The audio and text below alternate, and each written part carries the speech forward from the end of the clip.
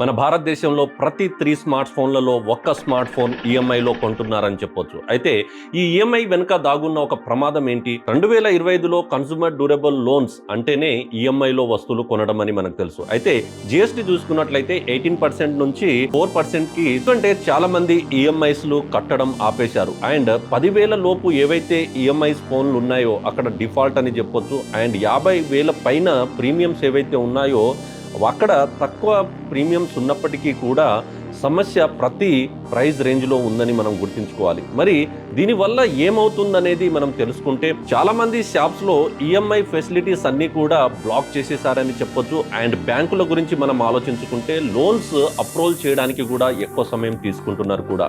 Interest ఏదైతే rates ఉన్నాయో అవన్నీ కూడా పెరుగుతున్నాయని గుర్తుంచుకోవాలి. అండ్ డౌన్ పేమెంట్స్ కూడా ఎక్కువ పేమెంట్ చేయాల్సి వస్తుంది. మరి యువత ఒక్కసారి ఆలోచించాల్సిన విషయం ఏమిటంటే కేవలం మనము స్లో ఆఫ్ కోసం ఈఎంఐ తీసుకోవడం అంటే భవిష్యత్తులో సిబిల్ స్కోర్ కూడా మనది పడిపోతుందని ఆలోచించాలి. ఈ విధంగా సిబిల్ స్కోర్ పడిపోయింది అనుకోండి, చిన్న ప్రోడక్ట్ దగ్గర పడిపోయినప్పుడు మనకు హౌస్ లోన్ కానీ కార్ లోన్ తీసుకోవడంలో చాలా కష్టం అవుతుందనేది గుర్తుంచుకోవాలి. స్మార్ట్ గా ఖర్చు చేయండి, కానీ స్మార్ట్ ఫోన్ లా కాదు అని మనం గుర్తుంచుకోవాలి. అండ్ మీరు ఎప్పుడైనా సరే ఈఎంఐలో ప్రోడక్ట్స్ కొని మీరు ఎప్పుడైనా పశ్చాత్తాపం పడ్డారా అనేది కామెంట్లో రాయండి.